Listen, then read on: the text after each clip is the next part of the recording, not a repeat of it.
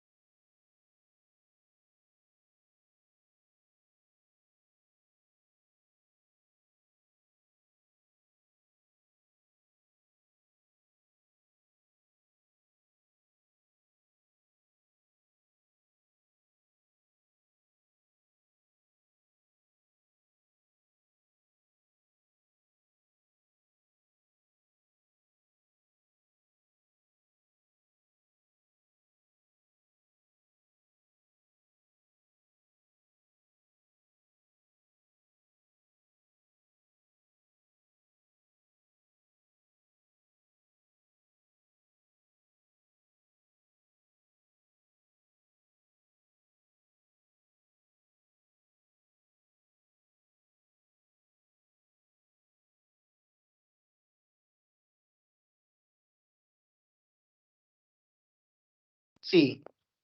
¿Me escuchan? Doctor, ahora sí se le escucha. Pero ¿sabe qué? No sé, mi computadora sí, estoy viéndome ahí, pero en el Microsoft Teams, pero no tiene salida, no sé por qué no me escuchan. Pero claro, ahora me escuchan porque estoy con el celular. Sí, ahora sí se le escucha, doctor. Ay, a ver, a ver.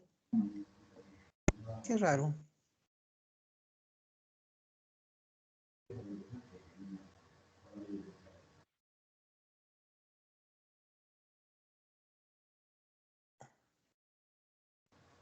Doctor, pero ¿podría ser desde su celular o...? Sí, puedo hablar por el celular, ni modo, no sé, algo ha fallado acá. Pero de todos modos, eh, ya me están escuchando todos, ¿no? ¿Sí? Sí, doctor, sí se Sí. escucha. Ya.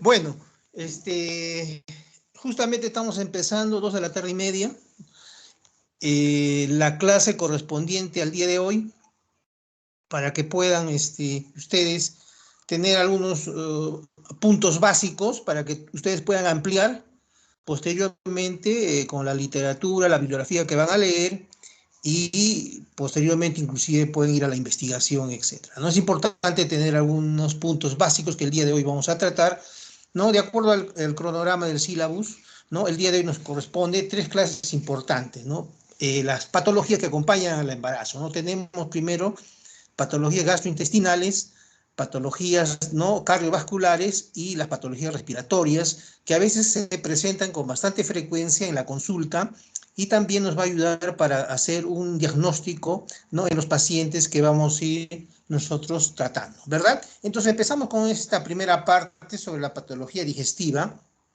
con una de las enfermedades muy frecuentes, ¿no? Y algo que la paciente siempre va a la consulta para que puedan ser atendidas, ¿no?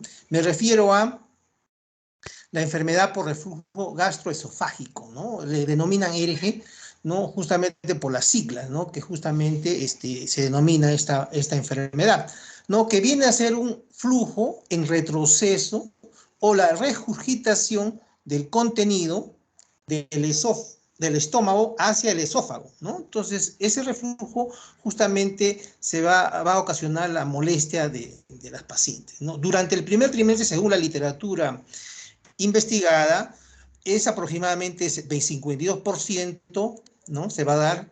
En el segundo trimestre, 24 a 40%, y en el tercer trimestre, un 9%, ¿no? Entonces, más o menos la frecuencia que se da. Y muchas veces, ¿no? Las gestantes en el primer trimestre es donde más acuden, y más aún las que son, ¿no? Con una primera gestación, ¿no? Entonces, ¿qué es lo que vamos a encontrar en ella? ¿Qué es lo que se va a ir desarrollando fisiopatológicamente? Es una normalidad en la motilidad gástrica, ¿no? De estas pacientes, con una disminución de la presión del esfínter esofágico inferior, ¿no? Aumento también de la presión gástrica, aumento de la presión intraabdominal y desplazamiento del esfínter esofágico inferior por crecimiento uterino. Entonces tenemos estas situaciones que van a ocurrir en la paciente y que nos va a generar la clínica, ¿no? Lo que va a venir refiriendo la paciente es pirosis, dolor retroesternal, hipourente, ¿no? Tiene ese tipo de molestias que va a ser frecuente que la paciente acuda. Algunas veces también con meteorismo, ¿no? Entonces, todo ello va a englobar justamente este proceso, ¿no? De esta enfermedad. Entonces, el diagnóstico para esta enfermedad está basado en estos síntomas que estamos nosotros mencionándole. ¿Perfecto? ¿Qué exámenes podemos pedirle a la paciente? ¿No? Una esófago-gastroduodenoscopía, EED, o una endoscopía superior también le denominan, para poder un diagnóstico, pero como les decía, es frecuente que solamente con la clínica ya nosotros podemos dilucidar, ¿no? Es sencillo, ¿no? Preguntándole y sabiendo cómo está viniendo la paciente. Perfecto. Justamente este examen EDD o endoscopía superior va a diagnosticar de repente un poquito más allá del diagnóstico más prolijo, ¿no? En cuanto a la evolución, el tránsito esofágico, la función del esfínter esofágico inferior y la unión del esófago, ¿no? Y a la zona gástrica, ¿no? Justo esa parte se va a ir ingresar al endoscopio para verificar y poder tratar y poder ver que de repente existe otras enfermedades, otras patologías que estén haciendo también aumentar o no ocasionar este proceso. Perfecto. La siguiente.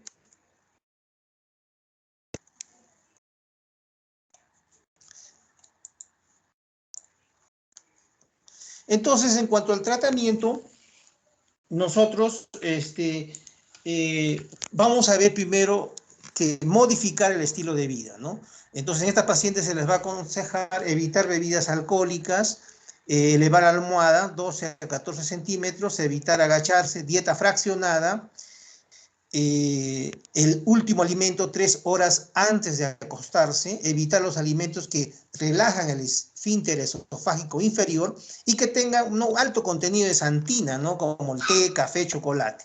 Perfecto, entonces se les va a prohibir estos alimentos y principalmente el tabaco, ¿no? Ya ustedes tienen bastante y amplio conocimiento que relaja el esfínter esofágico inferior y va a ocasionar patología, este proceso de reflujo.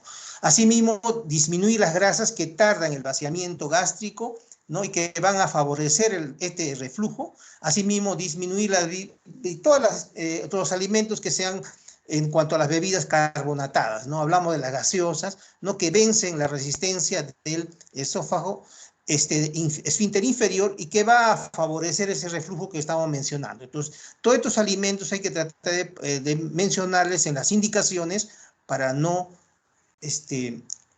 puedan ellas utilizarlo y no puedan tener este reflujo gastroesofágico. Si es que no pasa con estos tratamientos, porque muchas veces es secuencial, empiezan con algo suave y luego se van complicando. Al inicio, muy bien, puede solamente con las modificaciones del estilo de vida poder tratar.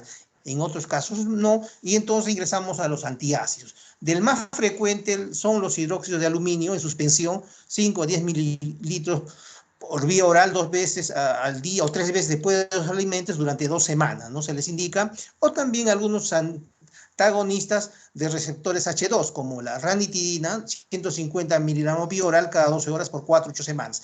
En la práctica, muchas veces no se da mucho tiempo, ¿no? Se da 1 semana, 15 días y ya mejora. Entonces, también hay que prever esto, ¿no? Ya eso les va a dar el continuo manejo de los pacientes de ustedes. La literatura está ahí. Siempre se menciona, ahí está ¿qué te digo? Un parámetro que nos dan, pero en la práctica muchas veces ya podemos manejar, ¿no? Porque a la semana se va a sentir bien y muchas veces está recibiendo otros medicamentos importantes que tenemos que dar pase nosotros. Entonces hay que ver esa situación también para poder dar el tratamiento. La siguiente, por favor. Entonces, dicho esto, hay otro cuadro patológico que va muy asociado al anterior, ¿no? Es en cuanto a si continúa con este reflujo, muchas veces ya presentan vómitos. Entonces hablamos de la hiperemesis gravídica, ¿no? Que van a ser, según la literatura, leve, moderada, severa, hay varios tipos de, ¿no? En la clasificación, y va a referirse a los vómitos persistentes y incoercibles, sin causa orgánica, que están asociados a una pérdida de peso en algunos casos, ¿no? Y una repercusión metabólica y alteración electrolítica, ¿no? Como una cetosis, alcalosis por pérdida de ácido clorhídrico o una hipopotasemia, ¿no? Entonces, ¿qué vamos a conocer de esta patología en cuanto a su etiopatogenia, ¿no? Lo que menciona la literatura es desconocida y sí es frecuente que haya muchos factores, ¿no? Multifactorial.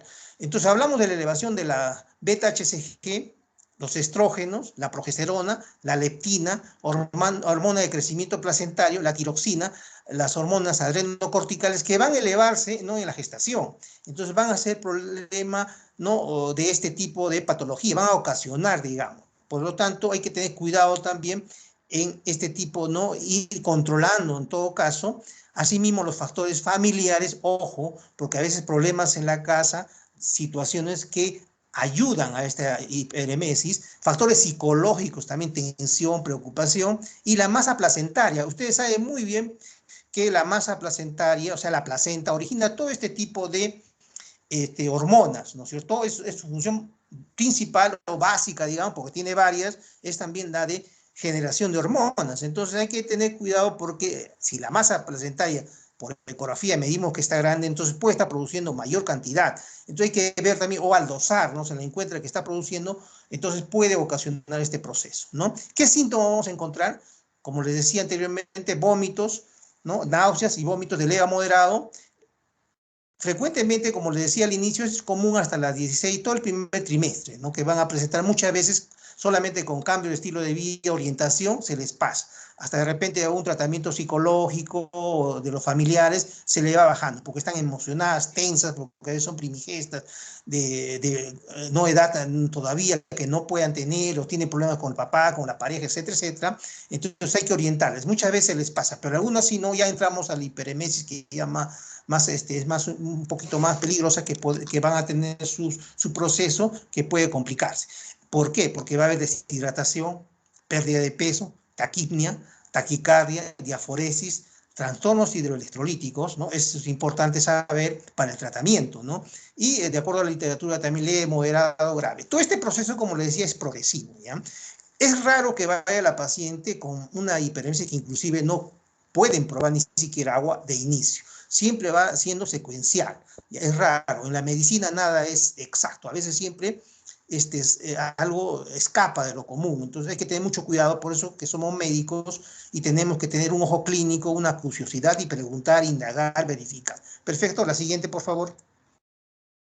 En cuanto al tratamiento, hablamos de la doxilamina, 10 miligramos, más piridoxina, 10 miligramos, un comprimido cada 6 a 8 horas. Eso es lo más común que se está dando. Ustedes en la literatura seguramente han leído. Dimenirinato, muy utilizado, ¿no? Es casi frecuentemente, inclusive el Ministerio de Salud tiene en su arsenal de farmacia para que puedan tratar a las pacientes.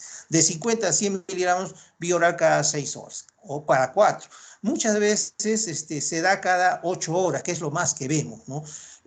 4 horas es bien raro, pero cada 8 horas yo creo que con eso es suficiente, la paciente va a ir mejorando, ¿no? También se utiliza la metoclopramida, que es muy importante porque relaja ese esfínter, ¿no? Para que no haya ese reflujo y pueda tener no el vaciamiento gástrico adecuado, ¿no es cierto? De 5 a 10 miligramos cada 8 horas vía oral ayuda bastante. Si con estos medicamentos no cede o también la paciente refiere que no puedo ingerir siempre alimentos, inclusive ya no puedo, hasta los líquidos me dan náuseas, entonces se decide internarla, ¿no? Y se decide ya pasar a otro nivel. Perfecto. Entonces, en este caso ya tenemos que reponer la disfunción hidroelectrolítica que tiene con hidratación por medio de solución fisiológica. Generalmente se utiliza la dextrosa.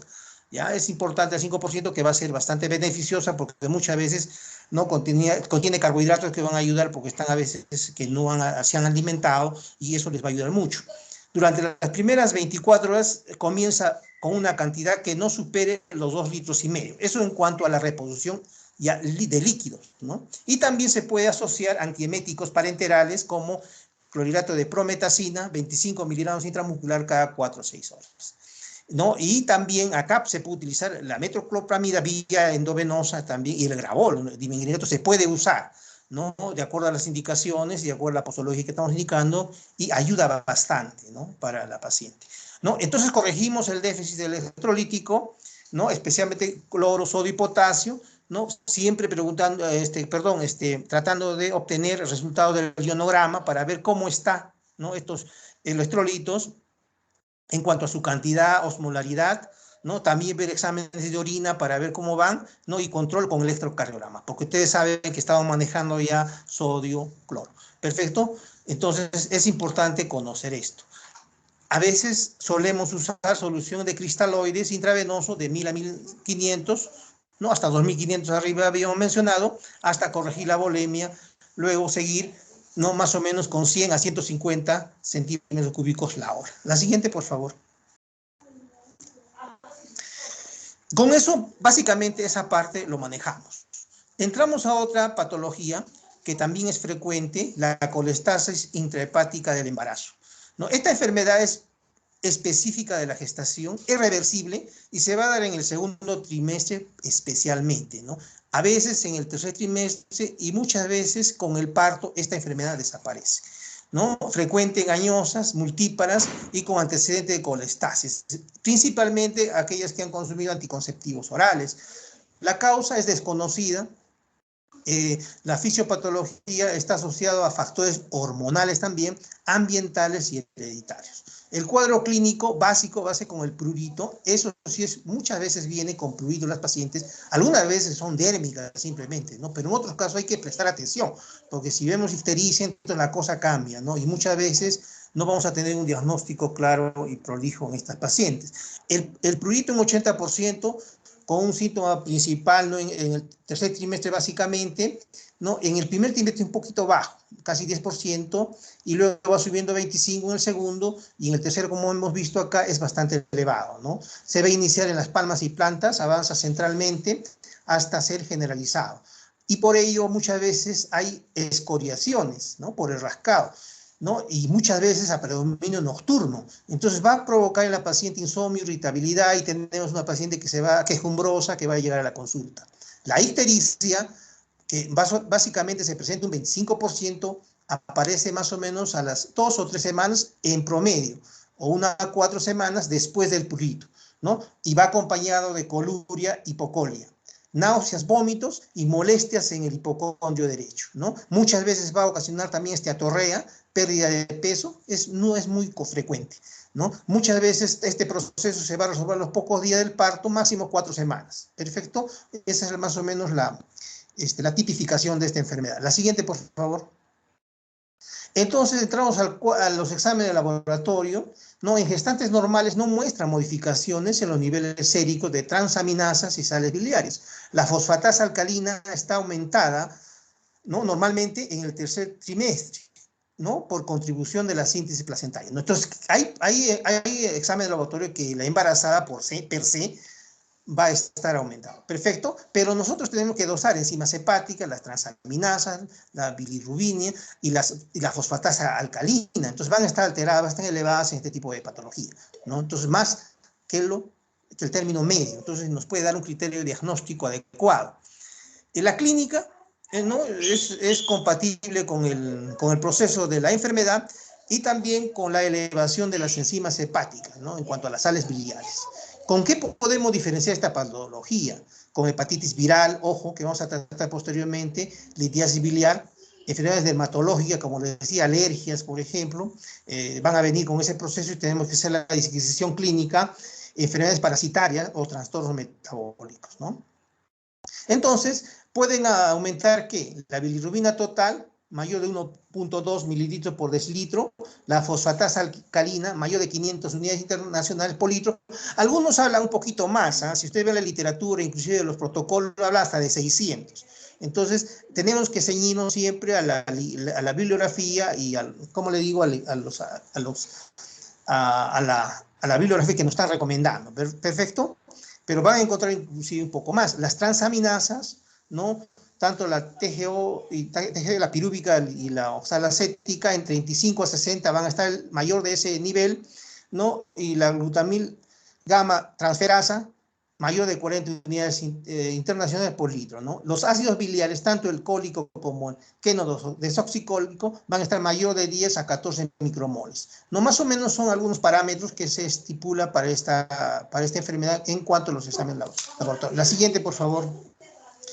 El manejo va a tener que ser controlado cada 2 semanas, ¿no? Se va a pedir hemograma, glucosa, creatinina, sodio y potasio importante para el manejo hidroelectrolítico, ¿no? Transaminasas, la glutamiltransferasa, la fosfatasa alcalina, las bilirrubinas, colesterol total, y hace un perfil lipídico y hepático, ¿no? Importante para poder tratar a estas pacientes.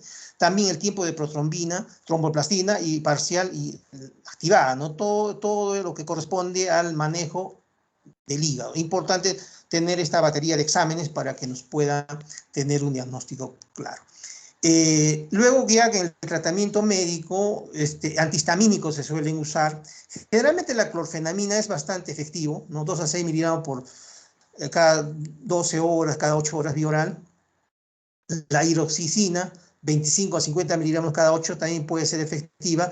Y la colestiramina, de 8 a 16 gramos por día, que va a hacer de algún modo evitar que continúe con este proceso, porque la madre se desespera por el prurito.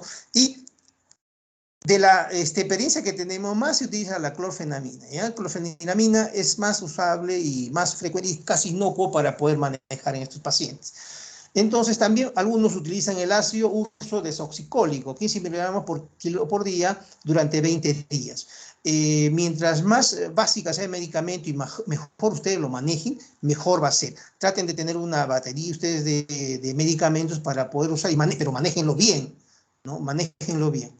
Perfecto. Soluciones tópicas es usual, algunas veces porque va a aliviar temporalmente el prurito. Hablamos de lociones de calamina que de repente ustedes en dermatología ya han tratado, pomadas de mentol a 0.25%, alcanfor a 0.25 a 0.50%, glucocorticoides tópicos, ¿no? En crema al 0.1%, ¿no? Esto más bien de los glucocorticoides hay que tener cuidado porque se usa solamente en la zona de prurito. La loción de calamina sí más amplio que puede ser más usada más comúnmente. Perfecto. Hablamos también en cuanto al uso del manejo de la vitamina K, ¿no? 10 miligramos semanal intramuscular, ¿no? Y 10 miligramos cada 24 horas vía oral. Porque como vemos, es un problema hepático que no va a estar la función hepática adecuada y no va a estar funcionando adecuadamente. Y a veces tiene deficiencia de alguna vitamina, ¿cierto? Entonces hay que reemplazar para poder manejar adecuadamente, ¿no? Y vía intramuscular, la vitamina K, si es que existe atorrea o alargamiento de los tiempos de protrombina en pacientes con colestiramina y en gestantes con tratamiento antiepiléptico. O sea, cuando el proceso un poco se agrava, entonces estamos viendo que tiene otros parámetros clínicos que nos está bien, que estamos viendo que está afectando, y también tenemos que ver el reemplazo no solamente ya vía oral, sino más vía parenteral para que sea más efectivo. El control fetal más bien va a darse por NST, ¿no? Test no estresante, cada 1 o 2 semanas, ¿no? Desde el diagnóstico hasta realizar un perfil biofísico fetal, ¿no? Especialmente si este NST es patológico, ¿no? Ecografías se deben utilizar de controles habituales según la edad gestacional y control de los movimientos fetales por parte de la paciente. En urgencias hablamos de 10 movimientos en 1 hora, ¿no? Si en 2 horas ya no tiene esos 10 momentos, signo de alarma, que puede ir a la consulta, ¿no? Con esas indicaciones le damos para ver qué podemos hacer también por ese feto. Perfecto. Entonces, básicamente, hasta acá es esta parte de la, este problema de la colestasis intrahepática. Perfecto. O sea, la siguiente, por favor. Entonces, ahora hablamos sobre las hepatitis, que también es muy frecuente. Perfecto.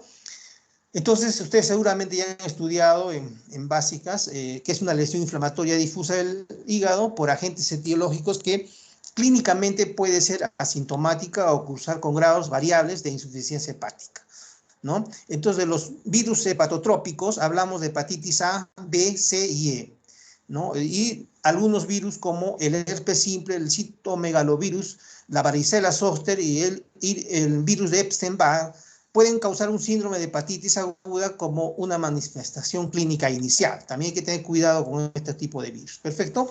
El cuadro clínico de la hepatitis viral aguda durante la gestación se presenta de modo semejante al de la paciente no embarazada. O sea, ya si tienen conocimiento anterior, ustedes pueden ver que es similar. Perfecto. La siguiente, por favor. Entonces, esta hepatitis, hablamos de la primera, la hepatitis A, es más frecuente en la población, pero infrecuente en la gestación, ¿no? Ya está por un ARN, ustedes lo conocen bien, seguramente han estudiado, y se caracteriza por no producir hepatitis crónica, ¿no? La transmisión vertical no se ha demostrado fehacientemente que haya una infección al recién nacido, ¿no? De las madres que han tenido esta enfermedad activamente, ¿no? Entonces está en estudio todavía, pero no es muy frecuente, como ustedes están viendo. Perfecto. Los síntomas: cansancio, fatiga, ictericia, dolor abdominal, náuseas, vómitos, coluria, hipocolia, pérdida de peso. El diagnóstico, la detección, ¿no? Del IgM antivirus hepatitis A, ¿no? Y también vemos que las transaminasas van a estar elevadas.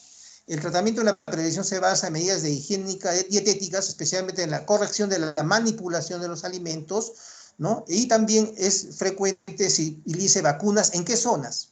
En zonas que son de prevalencia elevada esta patología, ¿no? Porque hay zonas específicas que sí se les aconseja tener este tipo de vacunación.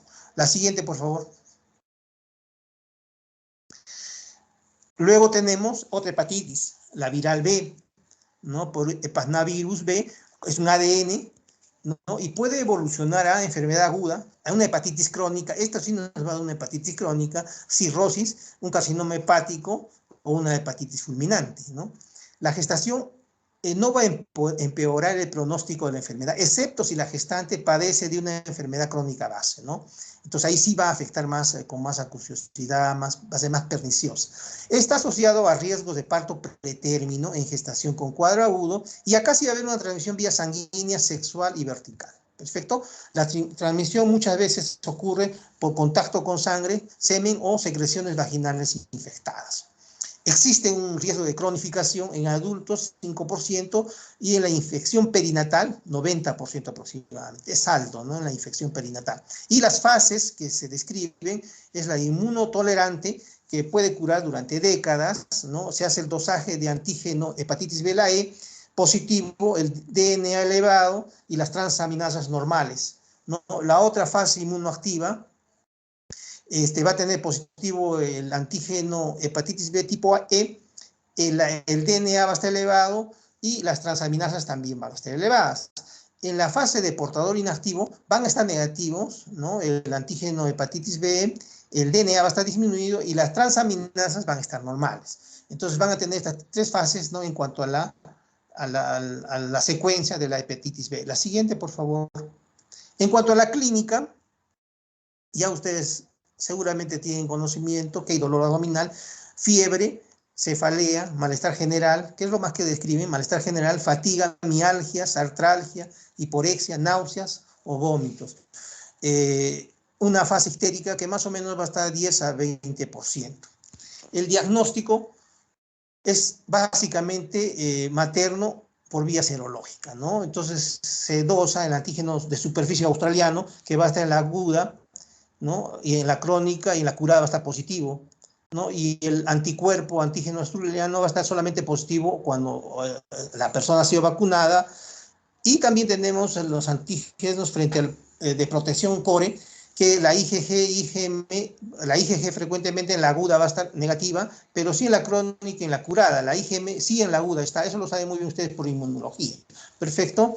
Entonces, básicamente va a ser el diagnóstico a nivel serológico. La infección crónica por hepatitis B se define como una persistencia de este antígeno, ¿no? De superficie, ya hemos dicho, el antígeno australiano que lo denominan en una literatura, que sea positivo en sangre durante más de 6 meses. Entonces, si hablamos de más de 6 meses, ¿qué estamos hablando? De infección crónica. Entonces, se ha cronificado. La valoración ya tenemos nosotros la secuencia, ¿no? El antígeno de la hepatitis B tipo E, ¿no? Y el análisis cuantitativo del virus de la hepatitis B, ¿no? El DNA.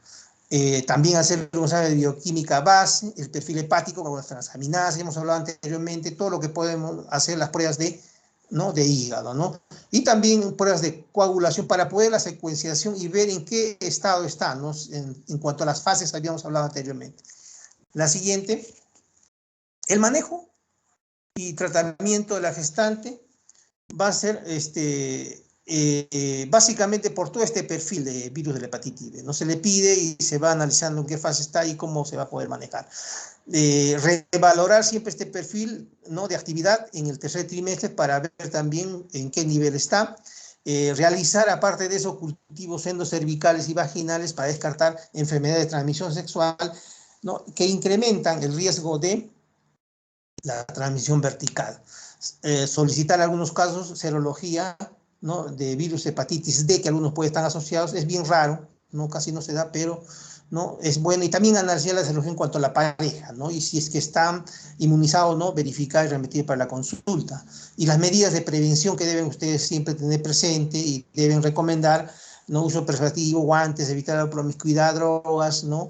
Especialmente endovenosas, instrumental, reutilizable, ¿no? Inclusive los consultorios, ojo, tenemos que ser muy prolijos con la limpieza de todos los utensilios, todo el arsenal, ¿no? De instrumental que nosotros manejamos, ¿ya? Porque hay que tener cuidado para no tener problemas de este tipo. En la fase inmunoactiva, ¿no? Hay, ¿qué le digo? Hay una positividad en cuanto a el antígeno de la hepatitis B tipo E.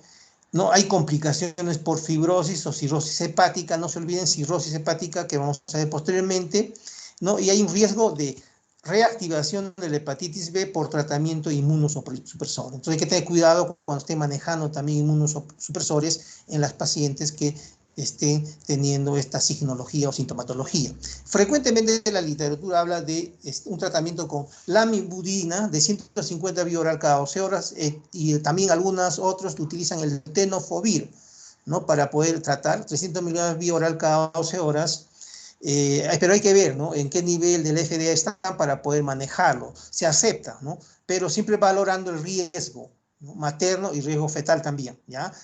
Muchas veces el tratamiento es necesario, entonces hay que hacer solamente el cuidado, el seguimiento y puede no darse normalmente, ¿ya? Entonces, con los cuidados necesarios, por eso dicen con prescripción médica, ¿no? Y a seguimiento adecuado se da, ¿no? Entonces, y luego acá en la parte inferior tienen más o menos el tratamiento para ya los recién nacidos que han podido, ¿no? Tener de madres que han tenido este tipo de patología, poder hacer la vacunación y poder manejar estos cuadros. La siguiente, por favor. Hablamos ahora de la hepatitis C, que es otro cuadro también que nos puede presentar, ¿no? Entonces, es un ARN, ¿no? Que desarrolla infección crónica. También hablamos de esta patología y tiene 11 genotipos, ¿no? Múltiples subtipos, ustedes los conocen. Va a generar una infección aguda que es infrecuente, ¿no? Pero sí en gestantes infectadas con VIH. Como ustedes saben que hay mucha patología con VIH, muchas veces, ¿no? Hacen este tipo de enfermedades también. Y nosotros como médicos tenemos que estar premunidos para poder atender y tener un diagnóstico adecuado y un tratamiento, ¿no? Adecuado. Y vías de contagio, hematógena, sexual, ¿no? Y también transvertical, especialmente en el portador que esté, ¿no? También afectado con VIH, que acá hablan más o menos de un 20%, ¿no? En que solamente es portador de virus de la hepatitis C un 2%, ¿no? Entonces, si está infectado con VIH, aumenta más o menos a un 20%. Las manifestaciones muchas veces, como lo pueden leer, y si ustedes en la literatura seguramente lo van a revisar, es básicamente con un 65 a 75% asintomática, ¿no? Entonces hay que tener mucho cuidado porque pudiera estar haciendo este proceso y no se va a estar dando cuenta en la mano. O algunos van a presentar ictericia un 25%, dolor abdominal, fiebre, malestar general, en muy bajo porcentaje, 10%. El diagnóstico es al dosar la IgG antivirus hepatitis C o la PCR, ¿no? Para el ARN virus de la hepatitis C, ¿no? Este es el segundo que lo estoy mencionando, es más preciso y precoz. ¿Perfecto? La siguiente, por favor. La siguiente, por favor. Entonces, vemos acá en cuanto al tratamiento, en un lado le he puesto contraindicado en rojo, porque se utiliza este tratamiento cuando no está embarazada, el interferón pegilado C2A, la ribavirina, pero mire, como está de la FDA, está en la categoría C y X prácticamente, ¿no? E inclusive hay una recomendación, evitar durante la concepción y gestación, evitarla, ¿no? En la gestación, ¿no? Del tratamiento hasta 4 meses, después evitar en la gestación 6-7 meses, ¿no? Inclusive los efectos teratogénicos aumentan el riesgo de aborto en la primera y en la segunda no hay malformaciones. Entonces, está contraindicado, hay que tener mucho cuidado, ¿no? Y en caso de gestación bajo tratamiento con ribavirina, se puede justificar inclusive la interrupción legal del embarazo. Ante esto, si tienen algún día una situación de esta, hagan una junta médica. Entonces, todos los médicos se juntan y deciden, ¿ya? Porque a veces uno no es bueno personalmente asistir a una de esta interrupción, porque ustedes saben, tienen problemas legales también. Pero como ven, hay problemas con estas drogas. La siguiente, por favor. Pasamos a la colitis ulcerosa, ¿no? Es un trastorno de la mucosa con inflamación circunscrita a las capas luminales superficiales del colon. Comienza en el recto, se extiende en el sentido proximal a una distancia variable, ¿no? Circunscrita en un 40% al recto y sigmoide y un 20% ocurre una pancolitis, o sea, toma todo. Justamente abajo tiene unas imágenes donde lo describe, ¿no? Cómo pueden estar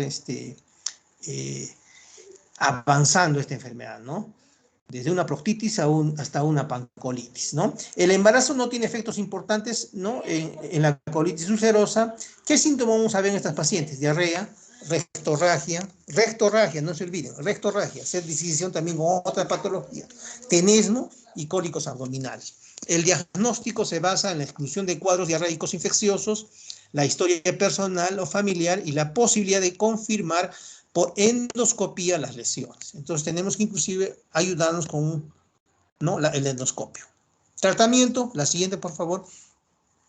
Fármacos que liberan ácido 5-aminosalicílico, ¿no? O la mesalacina de 500 miligramos, ¿no? En cápsulas cada 8 horas. También se puede utilizar la sulfasalacina, que inhibe la síntesis de prostaglandina en la mucosa colónica.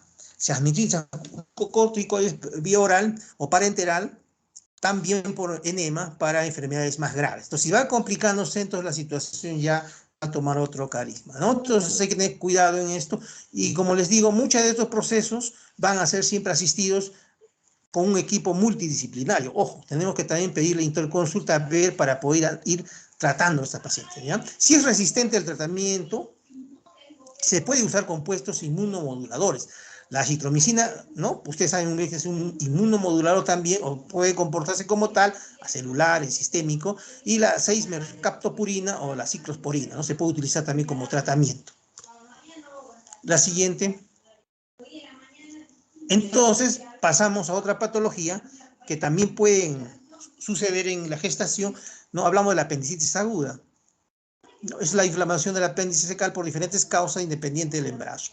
De 1 a 1500 aproximadamente, y las complicaciones en el segundo trimestre, parto prematuro con una incidencia de 2.7%, las complicaciones pueden llegar hasta un 60%, la mortalidad materna 0.5% relacionada con mayor edad gestacional, ¿no? Inclusive puede ir una peritonitis, ya esto lo manejan en cirugía, seguramente ya han tratado. Y la mortalidad fetal aproximadamente es 25%. La siguiente, por favor.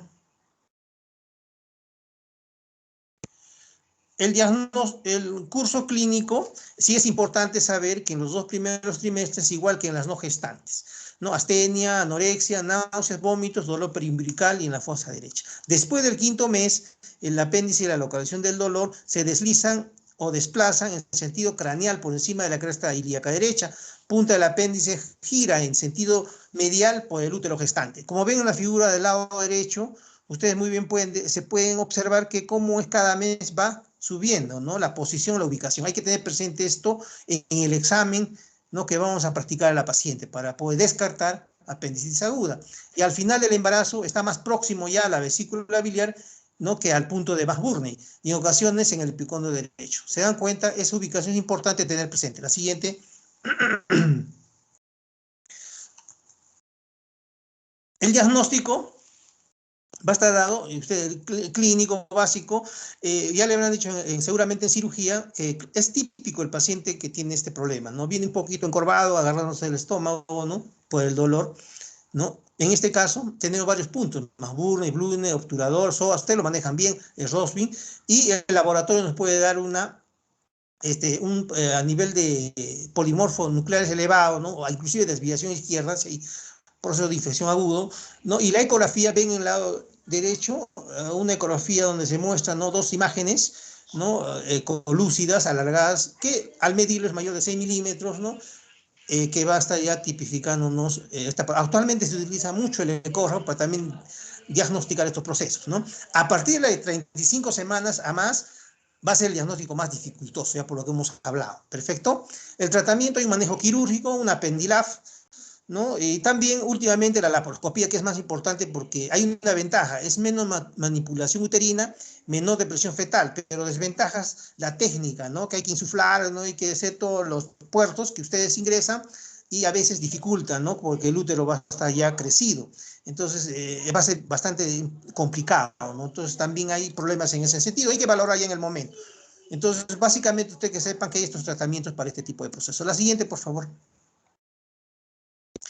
Colecistitis, lo mismo, ¿no? Una enfermedad también muy pegada a la cirugía, que es la inflamación de la vesícula biliar por obstrucción del conducto cístico, ¿no? Aguda, crónica, pues litiásica, o lo manejan bien ustedes. Las causas en el embarazo se presentan clínicamente e incluso tienen episodios cólicos, hepáticos o colelitiasis, aproximadamente dolor, ¿no? En el hipocondrio derecho un 90%, ¿no?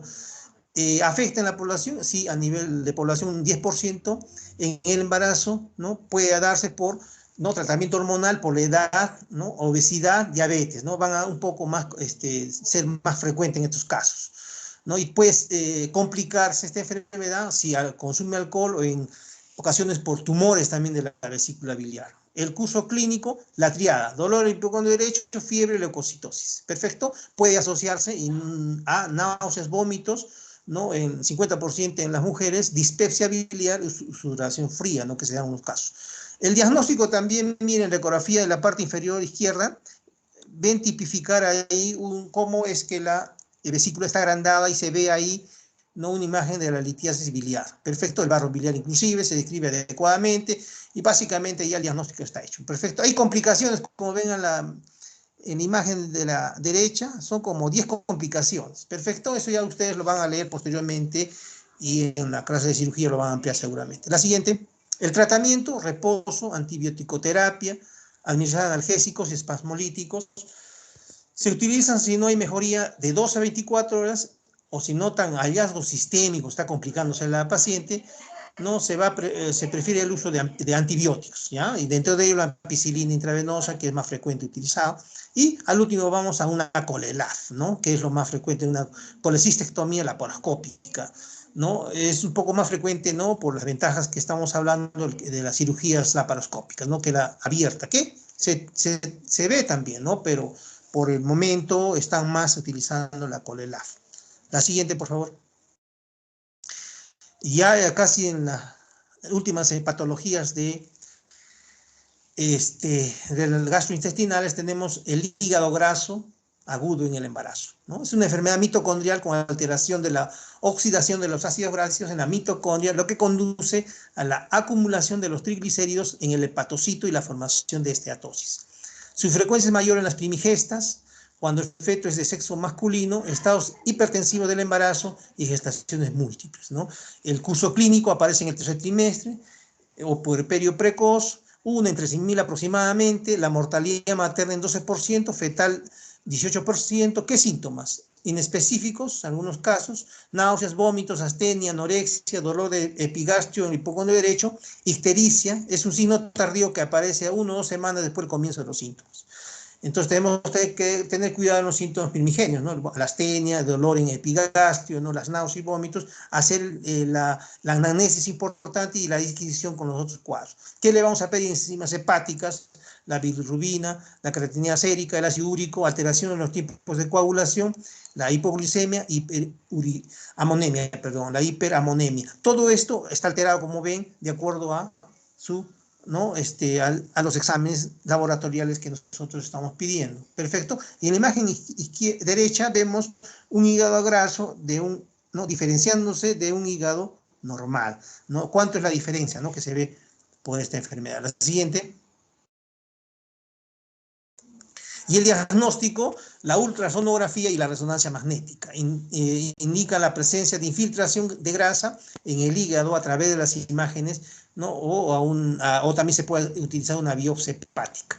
El laboratorio, ¿no? Se pide los tiempos ¿no? de protrombina, el tiempo parcial de protrombina, las transaminasas, la creatinina sérica, ¿no? Y en la imagen ecográfica derecha superior ven un hígado graso, ¿no? Y inclusive hay una parte del hígado que está preservado para que ustedes diferencien bien cuando algún día puedan hacer sus ecografías y puedan hacer un diagnóstico claro.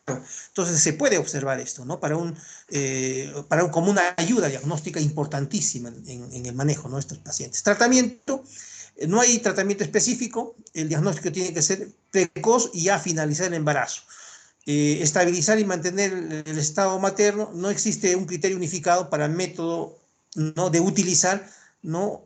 Posterior a la gestación.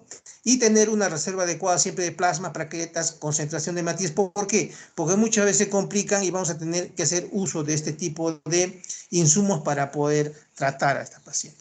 La siguiente.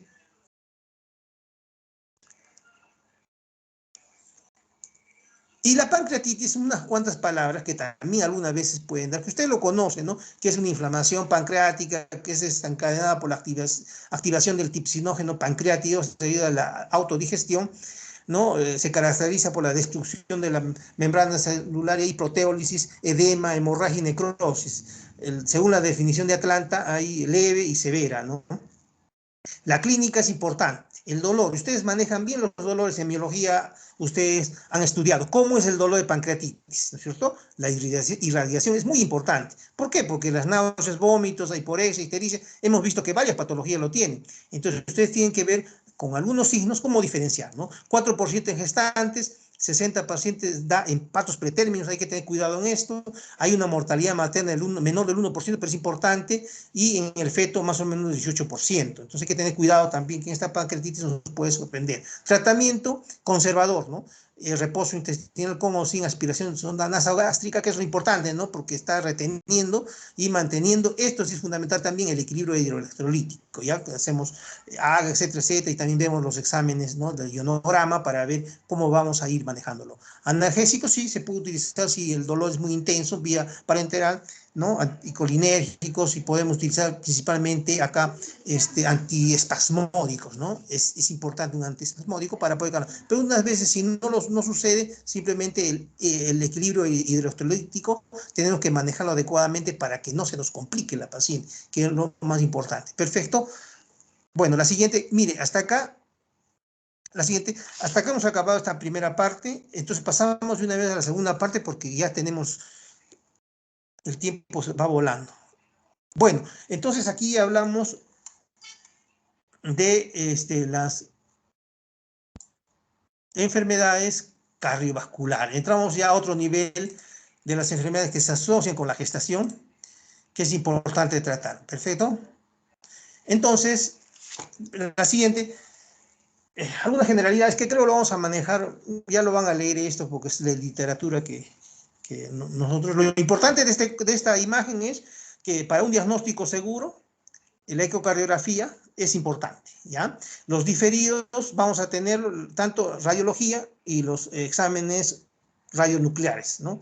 Porque, y usted sabe, ¿no? Que puede afectar, ya conoce, ¿no? Salvo que sea absolutamente necesario. ¿Perfecto? La siguiente, hay cambios hemodinámicos del embarazo. Claro, ustedes lo manejan bien de este cuadrito. Vamos a solamente ver la secuencia que se incrementa con la gestión de los estrógenos y con el tono simpático. Miren cómo la secuencia renina, angiotensina, aldosterona va elevándose y hay retención de agua. ¿Perfecto? Esto asociado a la otra vía que es también durante la gestación se eleva la eritropoyetina, la somatomamotropina, que es el lactógeno placentario, y la prolactina van a elevarse, incrementando, ¿no?, los eritrocitos en más o menos 20 a 30%, lo que va a ser un 50% del volumen total sanguíneo se va a elevar, conjuntamente con el volumen plasmático. Entonces, tanto esa vía como la otra vía van a hacer que el volumen plasmático en la gestante incremente la volemia, ¿no? ¿En cuánto? En un 50%. La siguiente. Y acá es para ver que la resistencia vascular en la gestante baja debido a la circulación placentaria de baja resistencia y al incremento de estrógenos, prostaglandinas y la producción de calor. Entonces hay una reducción. Y ambas, ¿no?, incrementan al inicio, la siguiente por favor, antes incrementan al inicio el volumen sistólico, ¿no? Esta imagen van a encontrarlo en la bibliografía, pero describe mucho lo que va a pasar de cero en la parte inferior semana de gestación, ¿no?, al inicio, que hay un incremento de volumen sistólico, y al final un poco que baja por el crecimiento uterino y por la obstrucción de la vena cava, ¿no? Pero sí, al final hay un incremento de gasto cardíaco más o menos del 30-50%. La siguiente. Entonces, estos cambios hemodinámicos durante el embarazo, como la presión arterial media, disminuye en 10-15 milímetros por mercurio, comienza en el primer trimestre, hay una DIR más o menos al final del segundo trimestre y regresa a niveles basales cerca al final. Se debe a la disminución de la reserva vascular sistémica y la presión arterial diastólica que cae, ¿no?, frente a la presión arterial sistólica. ¿Perfecto? La siguiente. Lo que tienen que acá está remarcado la manera como nosotros podemos clasificar funcionalmente las cardiopatías durante el embarazo. De acuerdo a esta Asociación del Corazón de Nueva York, ¿no?, que se refiere a la gravedad de la insuficiencia cardíaca, vemos las 4 clases. ¿No? La primera sin limitaciones, o sea, uno hace actividad física y no tiene limitación y le afecta nada. Mortalidad 1%. La clase 2, hay limitación leve al hacer actividad física, ¿no? Hace una actividad y comienza a tener dificultades, ¿no? Ya va a producir fatiga, palpitaciones, ¿no? Pero va a ser leve. Mortalidad 0.3. Clase 3, ya una limitación importante, ¿no? Las actividades físicas menores, ordinarias, ya producen fatiga, palpitaciones, disnea. La clase 3, entonces va a tener una mortalidad de 5.5%. Y la clase 4, que ya es una incapacidad porque a cualquier movimiento o actividad va a sentir las molestias que habíamos hablado. La mortalidad acá es más o menos 6%. Esta clasificación es universal, hay que aprenderla para que más o menos ubiquemos para las cardiopatías. Seguramente de repente ustedes en cardiología ya lo trataron, pero vale la pena acá asociarlo a la gestación. La siguiente, por favor. Entonces hablamos de patologías cardiovasculares frecuentes, ¿no? Lo hemos puesto remarcado de las de alto riesgo: enfermedades valvulares, arritmia cardíaca con trastornos de conducción, miocardiopatías de periparto, hipertensión pulmonar, alto riesgo, ¿no? Endocarditis, trasplante cardíaco. También existen la hipertensión arterial, enfermedad coronaria y enfermedad pericárdica, que va a estar afectando, ¿no? Pero las más importantes son las de alto riesgo, que sí van a generar problemas. Perfecto. El examen cardíaco, vamos a encontrar una hiperventilación por incremento del volumen tidal, ¿no?, en el embarazo normal, ¿no? El volumen de reserva normal, 40%, pero la frecuencia respiratoria no se va a alterar. Vamos a encontrar rales pulmonares por atelectasis basilares en el tercer trimestre. ¿Por qué creen ustedes? Es lógico, ¿no? A veces en la medicina es bastante, la lógica tiene que aplicar. Si está creciendo el útero, va a comprimir, ¿no? ¿Cuánto se eleva el diafragma? 4 centímetros. Entonces va a comprimir los pulmones, en la parte basal se va a escuchar, y muchas veces podemos confundir en el diagnóstico. Hay que tener presente también la parte fisiológica de un embarazo normal para hacer nuestra disquisición clínica. La presión venosa central se va a mantener normal, o va a haber una mínima elevación, una circulación hiperdinámica, siempre y cuando se va a encontrar pulsos amplios. Ya ustedes saben que es un pulso amplio, un pulso capilar, va a haber soplos funcionales, y el quinto ruido de Korokov puede ser muy débil, o lo que he visto de acuerdo a la literatura es casi ausente, ¿no?, en la gestante. Perfecto, hay que tener cuidado en este ruido. En algunos casos puede haber edema periférico, ¿no?, e impulso apical intenso, ¿no?, sostenido, desplazado por el impulso del ventrículo derecho palpable. La siguiente, por favor.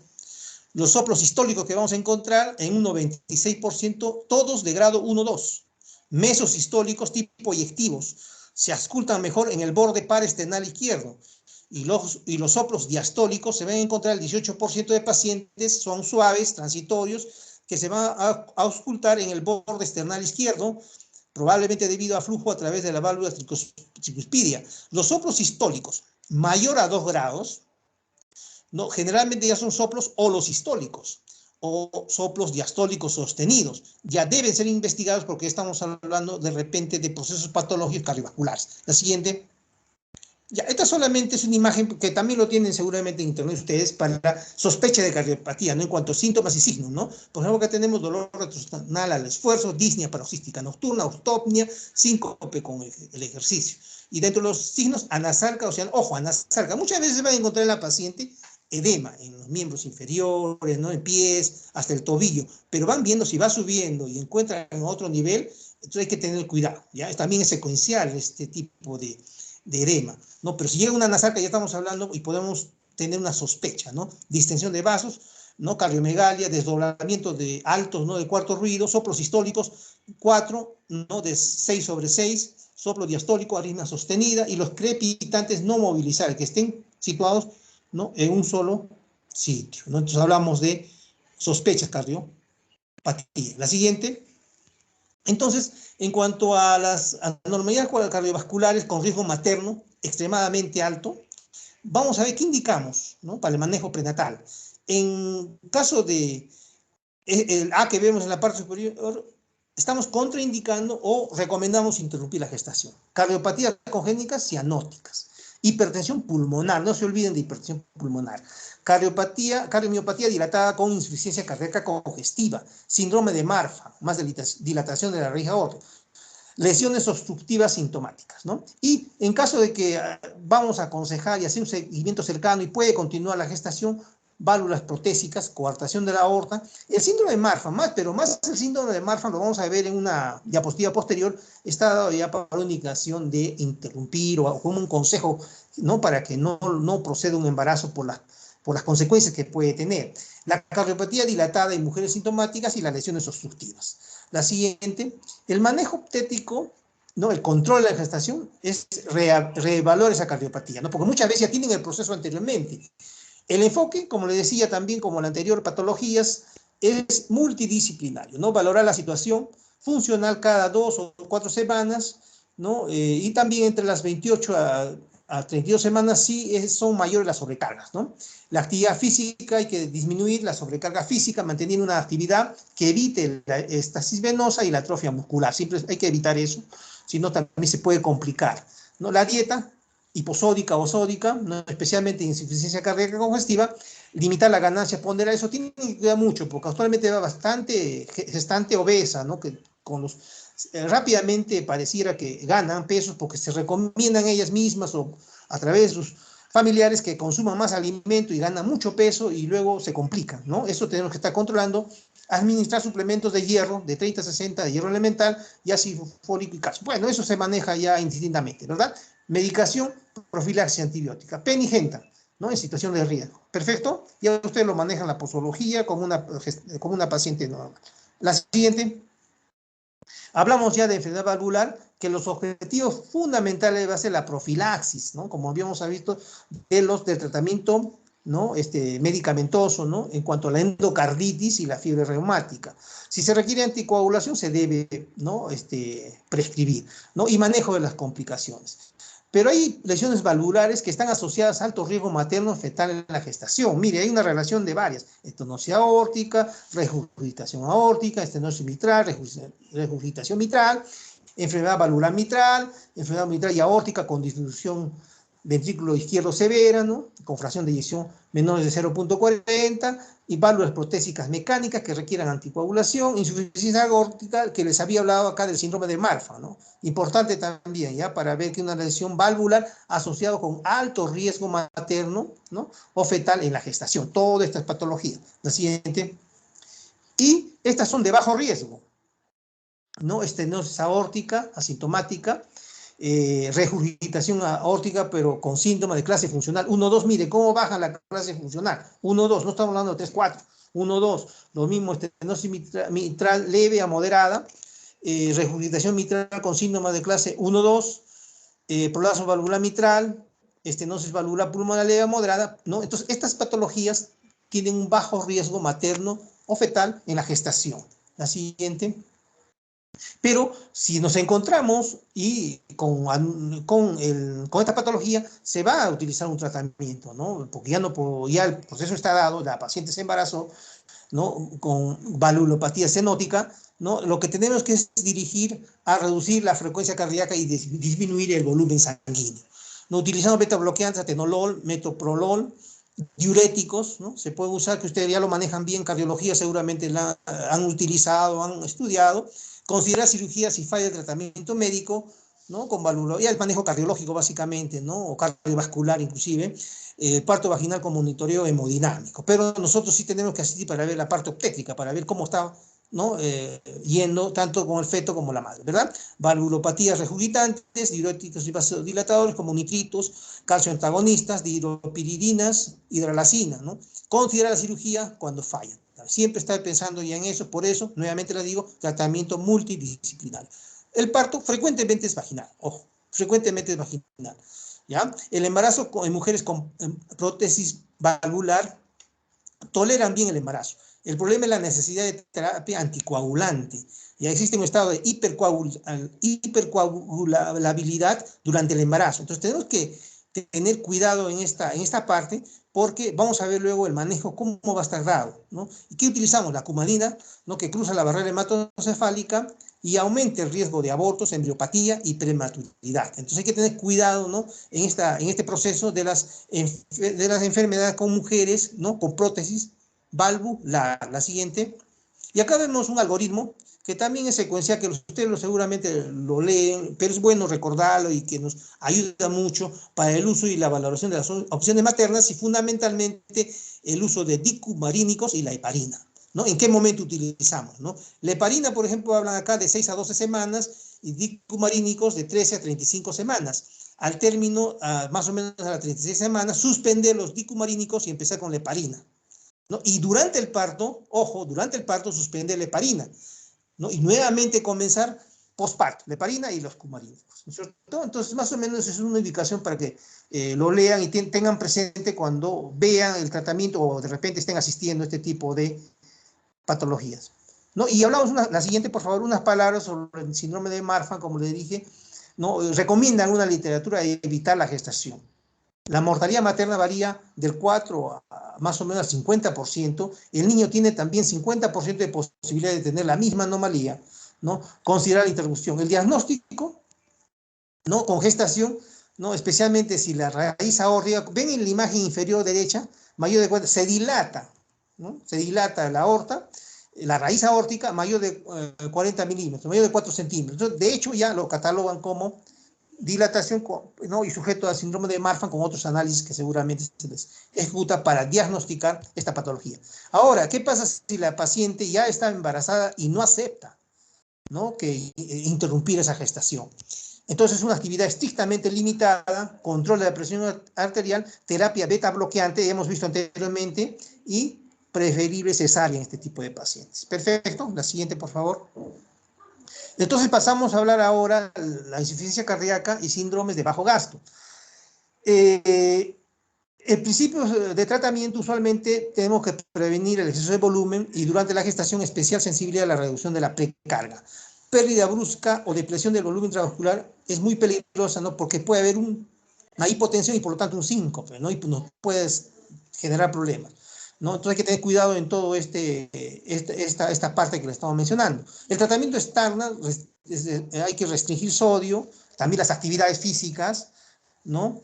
Y los medicamentos de manera prudencial. En la insuficiencia cardíaca congestiva con causas corregibles, ¿no? Lesiones anatómicas, etcétera, hay que realizar ya una cirugía o intervencionismo. Perfecto, con anuencia también de otras especialidades. Gestante de alto riesgo, es básico un monitoreo invasivo durante la labor de parto hasta 24 o 48 horas postparto para controlar adecuadamente. Presión de la arteria pulmonar y la línea arterial, oximetría, diuresis horaria. La línea arterial usted sabe que manejo ya de UCI, inclusive tienen que tener UCIsta, ¿no? Para ver, porque ellos lo manejan ya con todo ese sistema, ¿no? Y aparatología de los unidades de cuidados intensivos. Perfecto. La siguiente. La insuficiencia cardíaca congestiva, hay dos patologías importantes. El edema agudo de pulmón, que es una emergencia, ¿no?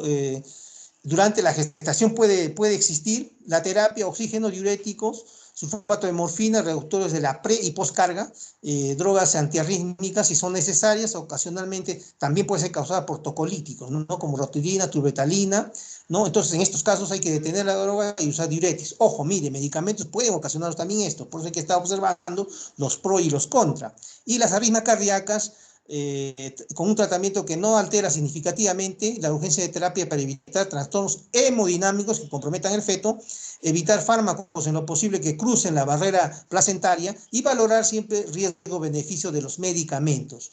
¿No? No hay un tratamiento definitivo, pero sí sucede, ¿no? En la frecuencia que la paciente viene con los latidos cardíacos elevadísimos, ¿no?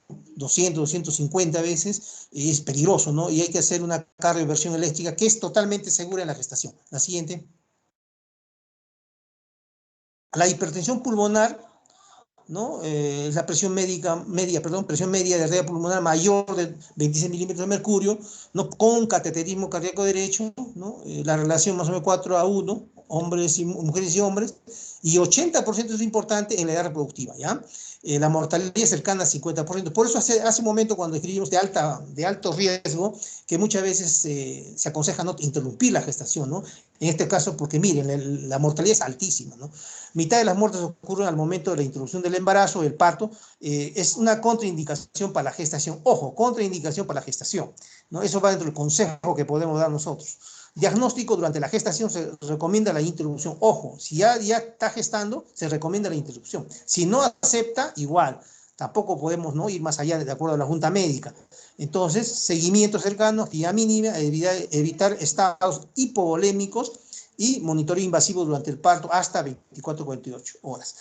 Puede tener también una anestesia para evitar la estasis venosa, que es importante en estos pacientes. La siguiente, por favor. Y hablamos de las cardiopatías congénitas, ¿no? La SHAM, intracardíaco, ¿no? Comunicación intraauricular, intraventricular, presión de conducto arterioso, etcétera, que generalmente son bien tolerados por la madre, similar caída en la resistencia vascular, sistema pulmonar, no hay cambios a veces en el SHAM, y se prefiere la corrección quirúrgica antes del parto. Entonces, si nosotros estamos tratando antes, podemos aconsejar. Y quiere embarazarse, podemos decir que, ¿no?, básicamente puedan ser tratados por cardiología, ¿no? En estos casos, igual que los shunt intracardíacos de derecha e izquierda, que es más frecuente en la tetralogía de Fallot, que es la causa más común, y las gestaciones post-corrección pueden darse, ¿no?, una vez que tengan el parto, ¿no? Pero hay una alta mortalidad materna y fetal. También es un poquito complicado, pero si ya se embarazaron, no hay que hacer seguimiento como las otras patologías que hemos hablado. Perfecto, la siguiente. Seguimos con las congénitas, obstructivas de tracto de salida derecho-izquierdo, asociados con una mortalidad materna y fetal elevadas. La corrección quirúrgica previa a gestación reduce problemas. Si está gestando, otra vez, podemos limitar la actividad. Si empeoran los síntomas, hay que interrumpir el embarazo, ¿no? Generalmente están asociados a cardiopatías complejas o hipertensión pulmonar con cianosis. Enfermedades, la siguiente, enfermedades cardiovasculares en la gestación, manejo obstétrico. En general se permite parto vaginal, con estrictos controles de la situación hemodinámica y considerándose solamente la indicación de cesárea por motivos obstétricos. ¿Cuáles son? Anticoagulación con warfarina, lesiones cardíacas con obstrucción física, hipertensión pulmonar, la aorta dilatada o inestable. Perfecto. La siguiente, el manejo en el parto. Sustituir, ya hemos visto en el cuadro anterior, ¿no?, los dicumarínicos con la heparina, ya lo hemos manejado, justamente a eso se refiere, infusión de oxitocina, profilaxia antibiótica si hubiera, se recomienda análogo anestesia para disminuir el dolor y la ansiedad, especialmente de estas madres, ¿no? Vigilar los cambios hemodinámicos, acortar el periodo expulsivo, ¿no?, para poder ya limitar la patología y no progrese, vigilar la función cardíaca, y esto ya con catéter de St. Gans, valorar el cuidado de pérdida hemática, vigilancia intensiva en el postoperatorio inmediato, deambulación temprana, uso de media compresión. Bueno, esas son indicaciones generales que se les da en esos casos, ¿no? No se contraindica la lactancia materna, ojo, y citar 1 o 2 semanas postparto para el control obstétrico y reevaluar la cardiopatía y la anticoncepción, que es importante, y ahí viene todo lo que estamos aprendiendo para dar el consejo. Perfecto, la siguiente. Y en cuanto a la disección de la aorta, solamente no es básicamente se da, por ejemplo, en el síndrome de Marfan. Ven en la imagen izquierda, de esa manera se diseca, ¿no?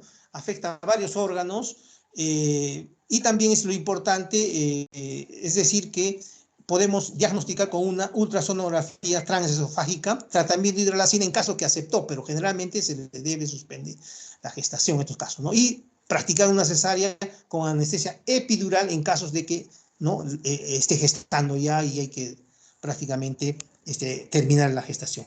La siguiente. Arritmias cardíacas, es lo último ya que estamos manejando. No se conoce la prevalencia gestante, habíamos dicho, son extrasístoles ventriculares. Ven en la imagen izquierda, normalmente saben que hay un marcapaso sino auricular que genera, ¿no es cierto?, el impulso por las vejigas, etcétera, etcétera, lo manejan bien, pero ¿qué pasa en estos casos cuando hay arritmia?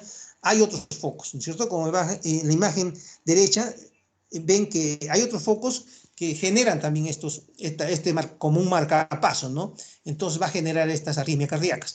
Se utiliza verapamilo 5 o 10 miligramos en bolo intravenoso que puede ayudarnos. Y también hay manejo, ¿no? Mecánico, digamos, ¿no? Para antes de, si no está muy elevado, puede manejar a esta paciente, que seguramente ustedes lo han analizado, pero lo importante es que puede darse en la gestante, ¿ya? Y hay que ver cómo manejarlo y qué es lo que hacer en ese momento. La siguiente. Y por último, la cardiopatía periparto, ¿no? Es una falla cardíaca en el último mes del embarazo, 7%, hasta los 6 meses posteriores, 82%, que va a comprometer la miofibrila, ¿no? Con síntomas de insuficiencia cardíaca, ¿no? Etiología puede ser viral, inmune, es incierta, hay varios factores pero ven en la imagen derecha, inclusive la prolactina está actuando acá, que genera, ¿no? un problema en la disfunción de la apoptosis endotelial que va a generar un problema de isquemia, ¿no? De los cardiomiocitos. Entonces, más o menos es la descripción que se da en la literatura. Usted lo maneja en cardiología seguramente, pero lo importante para nosotros es que, como que estamos tratando esta parte, esta falla cardíaca va a comprometer los ventrículos, ¿no? Con disnea, edema, cardiomegalia, ¿no? Y en el electrocardiograma vamos a ver una disfunción, ¿no? Ventricular izquierda, ¿no? Con fracción de eyección menor de 45 y un acortamiento menos del 30% con dilatación de las 4 cavidades y compromiso de la función de eyección. Tratamiento, reposo, hidrolacina, anticoagulantes, ¿no? Y la causa de muerte frecuente en estos casos, émbolos pulmonares o sistémicos. Entonces hay que cuidar y justamente volvemos a la anticoagulación, ¿verdad? Es importantísimo aprender esta parte para este tipo de patologías. Bueno, aquí hemos acabado la siguiente, esta parte de cardiología, con las enfermedades que van a estar asociadas casi frecuentemente a la gestación, y empezamos ya la última parte, que es la parte respiratoria. Estos temas son un poco amplios, pero nosotros le estamos dando un enfoque básicamente a la obstetricia, ¿no? A la parte que nos corresponde, ¿no? Igual, anatómicamente va a haber cambios funcionales, ¿no? En la parte respiratoria, en la gestación, ¿no? Que va a haber manifestaciones clínicas de enfermedades respiratorias y puedes complementarias. No va a haber una disminución de la reserva respiratoria con un volumen de reserva respiratoria que disminuye 1.300 mililitros a 1.100 mililitros aproximadamente. La siguiente, por favor. También otros cambios fisiológicos vemos que las vías aéreas se van a modificar por acción estrogénica. Ya ustedes lo han leído de repente en la primera parte también del curso. Mucosa epidémica, hematosa, friable, ¿no? Frecuente congestión nasal, rinitis, por respuesta al tratamiento convencional que va a mejorar en el postparto. Epistasis es frecuente también en estos casos. Entonces, la estática torácica se modifica por crecimiento uterino, la circunferencia torácica se incrementa 5 o 6, el transverso 2, se eleva el diafragma de 4 y la función de excreción no se reduce. ¿Pero qué va a generar esto? Da variaciones en la función pulmonar, en la capacidad y volumen residual, que va a disminuir hasta 20%, la capacidad vital va a ser igual y la capacidad pulmonar total va a disminuir levemente. La siguiente, por favor. Entonces, el volumen tidal que habíamos visto en cardiología se va a elevar en 30-50%, va a aumentar la ventilación minuto y la frecuencia respiratoria, ojo, va a estar estable, 15, 14, 16 por minuto, no va a incrementarse. Va a incrementar poco en el tercer trimestre. En la vía respiratoria va a ser importante la espirometría porque nos va a presentar la medición de flujos que van a ser iguales. Perfecto, eso nos va a ayudar mucho para el diagnóstico también. Existe una hiperventilación fisiológica, ¿no? Con alcalosis respiratoria, con incremento, ¿no? En la excreción del bicarbonato por riñón. El valor normal de la presión parcial del CO2, 28 a 32 milímetros de mercurio, bicarbonato de 18 a 32 milímetros de mercurio. Puede haber discreta hipoxemia en decúbito supino. El consumo de oxígeno se incrementa a 30, ¿no? Como un promedio por demandas fetales y metabólicas de la madre. La siguiente. Entonces, estas modificaciones, este gráfico también seguramente ustedes lo han visto, lo tienen, va a darse que la ventilación alveolar aumenta. Ven que sube en 60%, el volumen minuto 50%, el volumen corriente 40% y la frecuencia respiratoria es bajo, 10, casi no se modifica, pero una vez el parto, a los 6 meses después, tiende ya a nivelarse, ¿no? Es una secuencia que se da durante la gestación y en el posparto. Entonces, dicho esto, la siguiente, por favor. Vemos los trastornos pulmonares que vamos a observar en nuestras pacientitas. ¿Qué vamos a ver? Primero, bronquitis aguda, neumonías, fibrosis quística, tuberculosis y asma. Básicamente son estas patologías más frecuentes, puede haber otras, ¿no? Pero estas son las más frecuentes que pueden darse y las que vamos a tratar ahora. Entonces hablamos de las neumonías, ¿no? La siguiente, por favor. Bien, gracias. Cambios fisiológicos, inmunológicos que comprometen la capacidad de respuesta a la infección. Incidencia, 1.5 por 1000 partos. Es frecuente si tiene patología de base, enfermedad respiratoria crónica y especialmente si hay VIH, ¿no? Un factor de inmunosupresión. La desnutrición también puede ocasionar anemia, uso de corticoides, ojo, uso de corticoides y el tabaquismo. La mortalidad fetal, más o menos 0.4%. Neumonía tiene un efecto negativo, especialmente con la amenaza de parto pretérmino, en un 43%. También nos puede ocasionar una restricción del crecimiento intrauterino y más bien no hay una evidencia de aumento en la mortalidad perinatal. Ojo, ¿ya? Dentro de ellas hablamos primero la neumonía bacteriana, ¿no? Que el germen más frecuente es el estreptococo neumonía o neumococo, 37%, influenza tipo A, 14%, hemófilis influenza, el 5%. Y también hay las neumonías atípicas, como el micoplasma neumonía, la clamidia, legionela, etcétera, etcétera. Puede dar. La gestante es susceptible a formas severas de neumonía por este virus, especialmente de la influenza, ¿ya? El tipo A, que atraviesa la placenta y su efecto de malformación congénita también no está definida, ¿no? La vacuna se recomienda no en el embarazo, pero si es un paciente, una pacientita que está inmunocompetente, ¿está bien?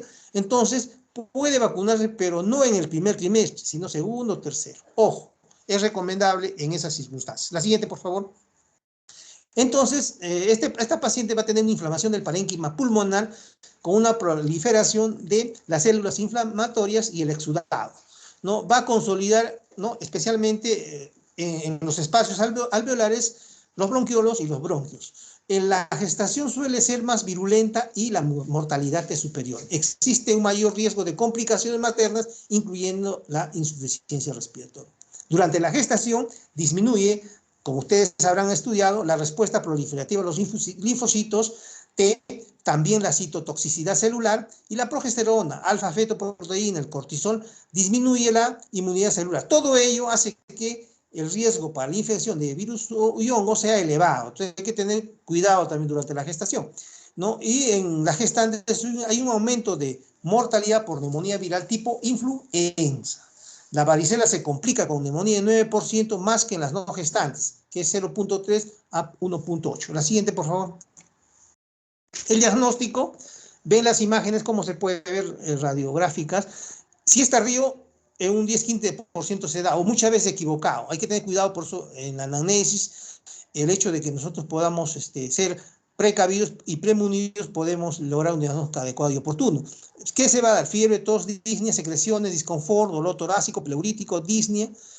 Puede ser atribuido muchas veces a cambios fisiológicos. También hay que tener cuidado, ¿no? ¿Por qué? Porque la paciente va a estar con el útero ya que esté creciendo, a veces va a dificultar también con la respiración. Entonces hay que hacer siempre una disquisición clínica y un análisis, ser perspicaz y preguntar a la paciente y el examen ser prolijo para que pueda hacer un diagnóstico adecuado. No porque se va a ver muchas veces crepitantes en las bases, ¿no? Y sabemos muy bien, ya habíamos estudiado anteriormente que puede verse atelectasias, ¿no? Por compresión del lóbulo. ¿Y quién está comprimiendo? Pues lógico, ¿no es cierto?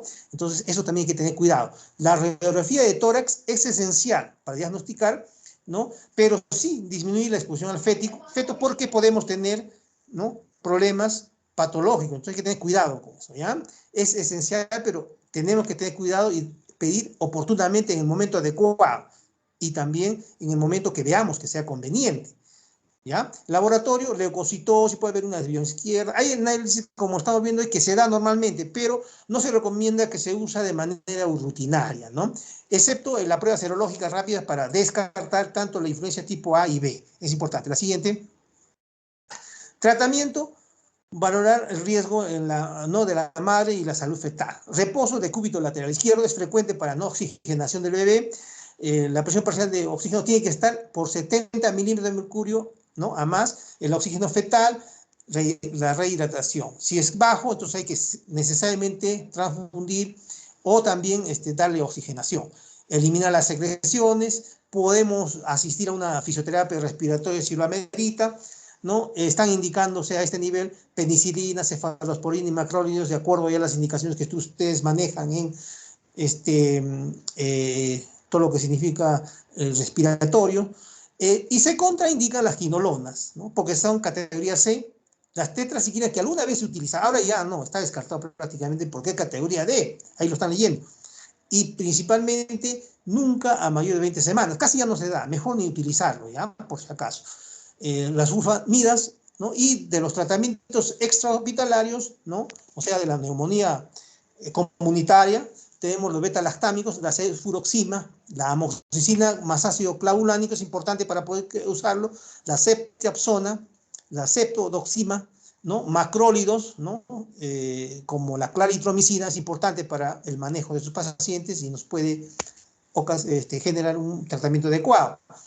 Hay una opción importante, ¿no? El uso de las cefalosporinas de la tercera generación más macrólido, ¿no? Conjuntamente, ¿no? Hasta encontrar una confirmación bacteriológica para poder ya tratar directamente con el medicamento adecuado. Y también recordarles que para el Haemophilus influenza se utilizan mucho los macrólidos de nueva generación. ¿Perfecto? Dicho esto, sabemos bien que si encontramos un cuadro de neumonía, no se indica la finalización del embarazo. Ojo, a diferencia de los otros problemas que hemos visto en cardiovascular, ¿no? En este caso no se contraindica, ¿ya? Continúa el embarazo normal, se da el tratamiento y seguimos con el embarazo. La siguiente.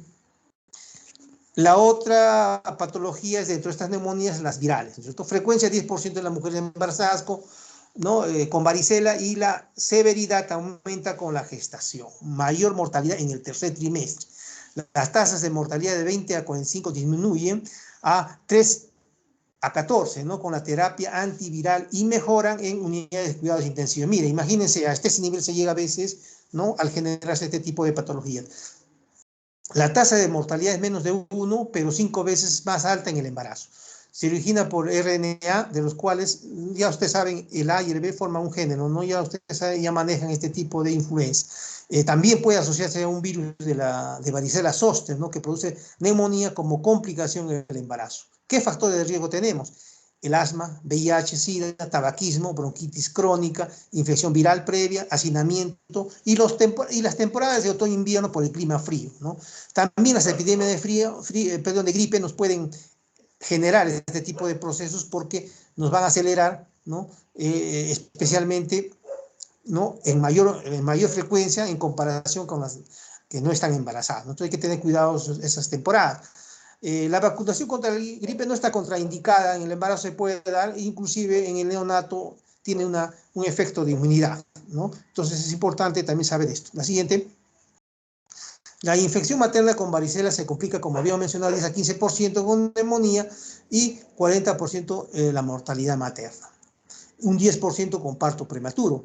La infección por varicela zoster produce neumonitis 5% en las embarazadas y la mortalidad 14 a 40%, de acuerdo a la bibliografía que se ha revisado para poder nosotros ubicarnos, ¿no?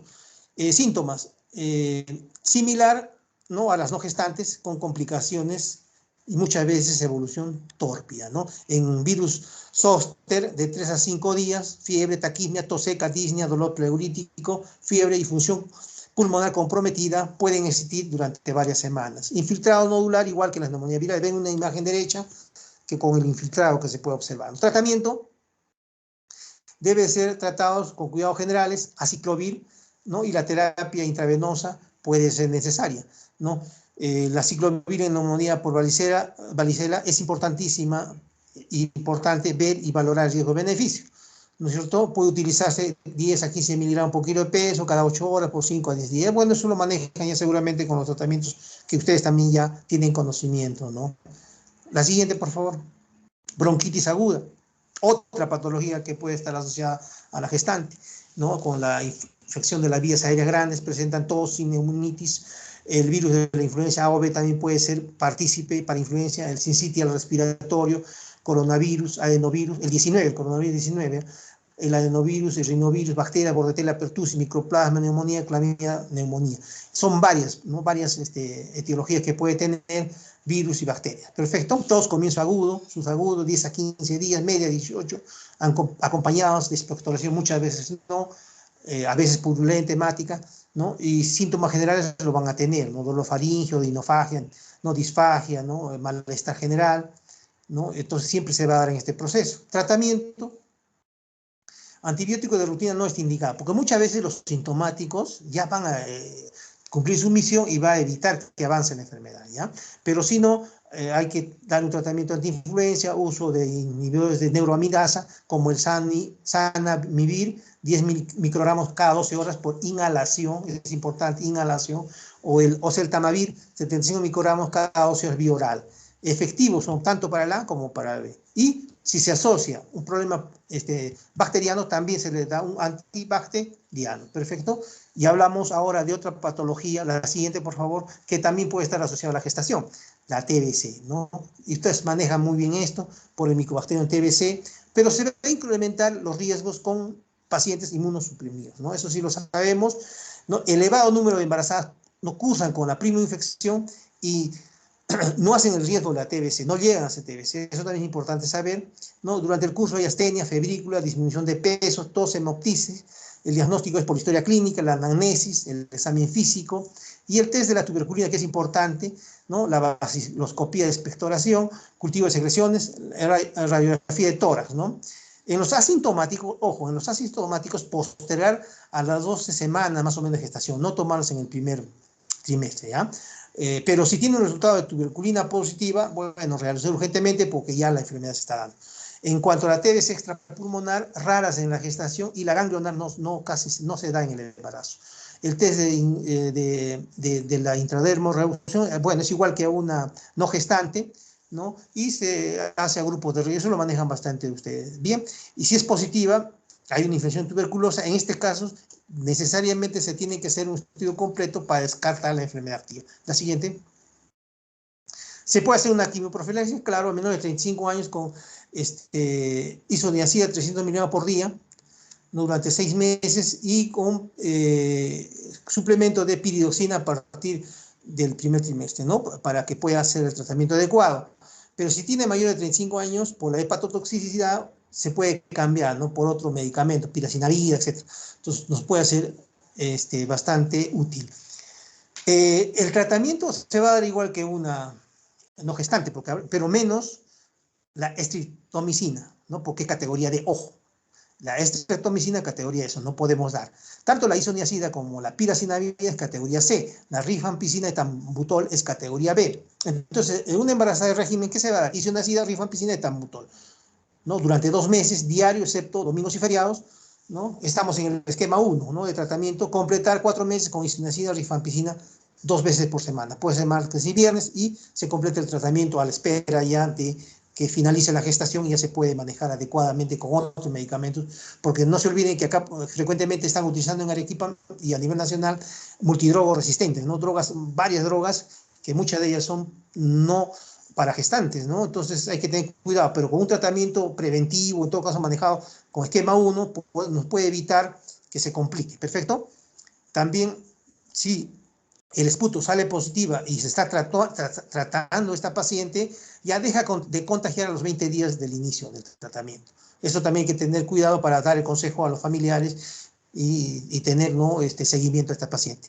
Los tuberculostáticos no contraindican la lactancia, ojo, no contraindican la lactancia, pero sí se van a acumular en recién nacido. Entonces hay que tener en cuenta y cuidado. Perfecto, la siguiente.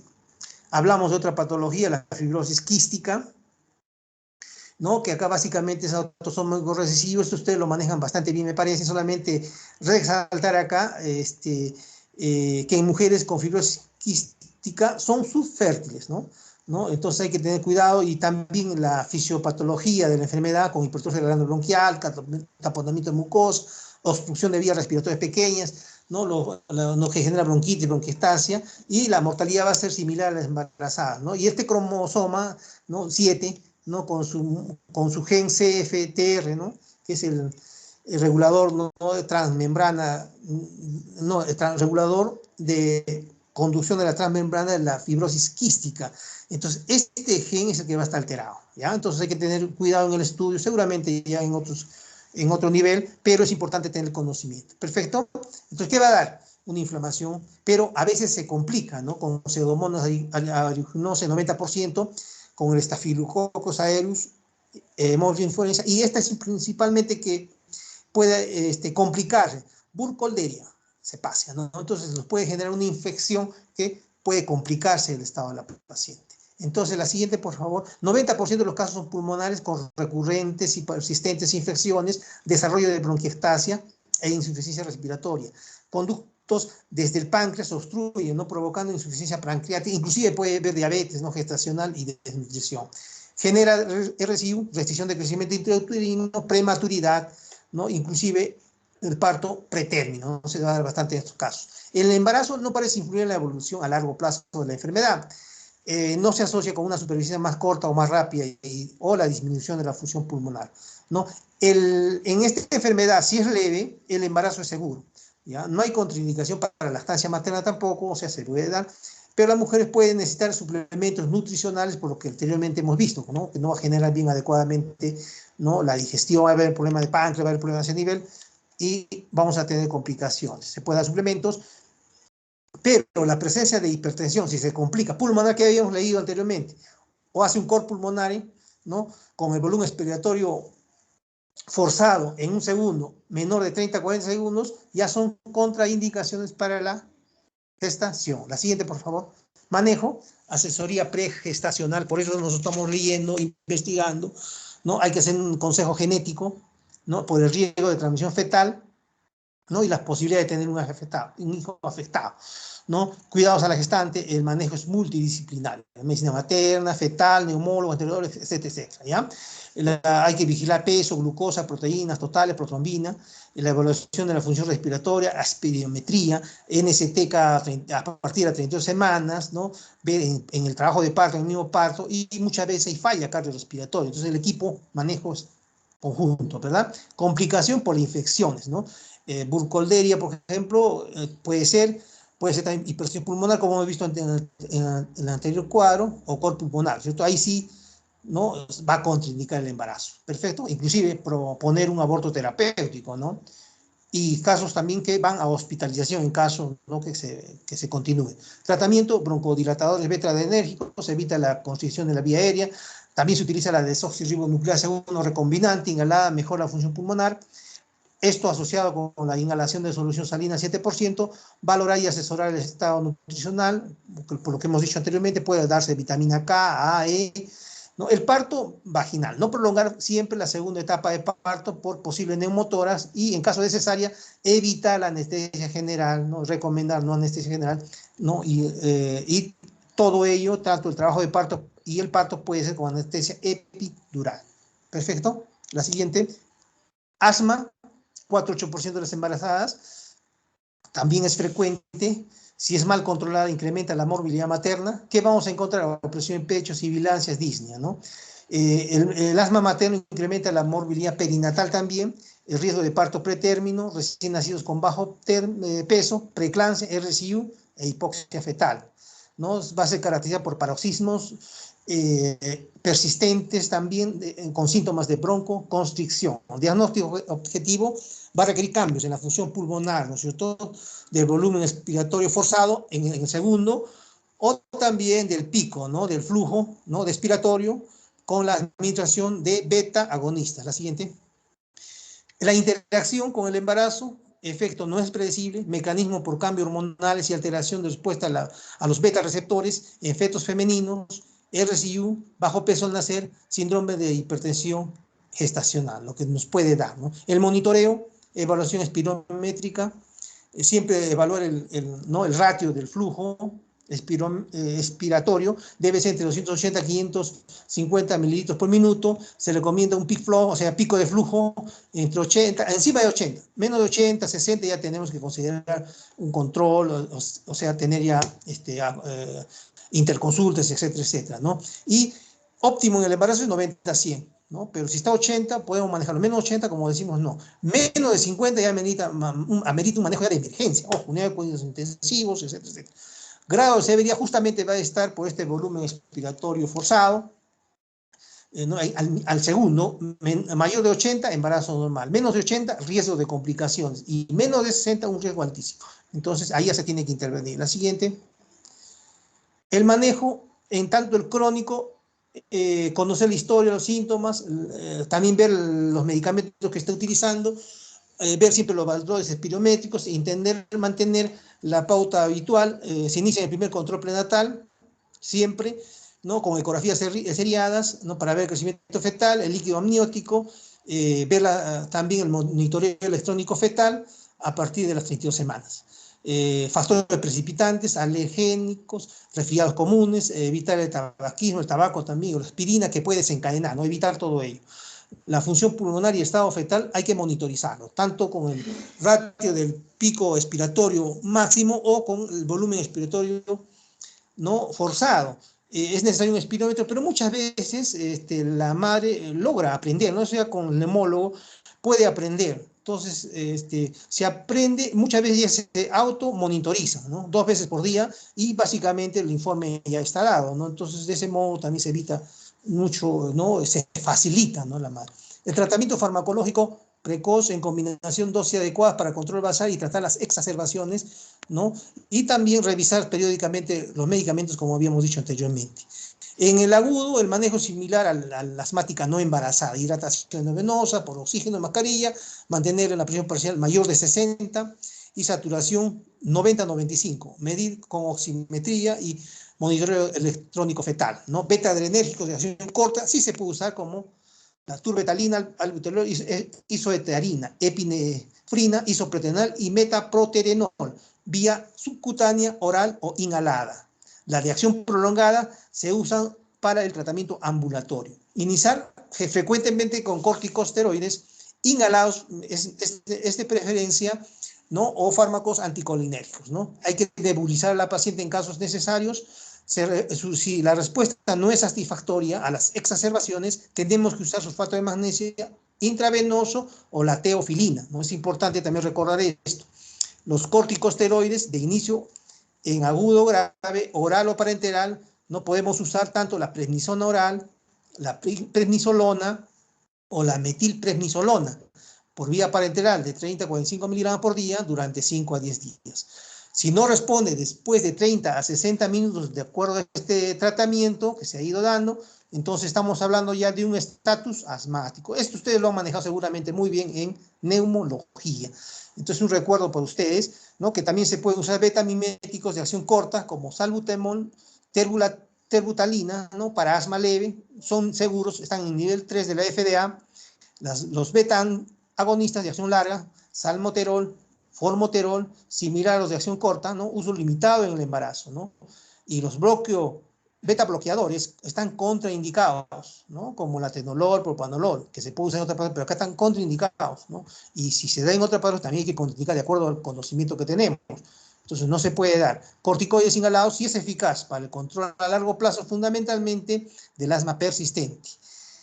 Utilizan también la beclometasona, fluticasona, ¿no? Que ustedes seguramente tienen conocimiento, que están en la FDA categoría C, ¿no? Que no tienen muchos riesgos fetales ni congénitos. Es importante también recordar esto. La siguiente.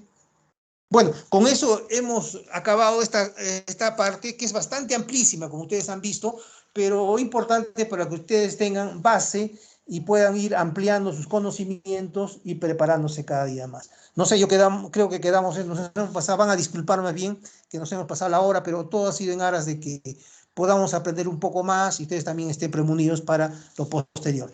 Bueno, muchas gracias. ¿Sí? Gracias. Sí, doctor, gracias. Me están escuchando, ¿no? Gracias a todos. ¿Ah? Sí. Muchas gracias por haber escuchado. Sí me demora mucho, pero muchas gracias simplemente a ustedes. ¿Ok?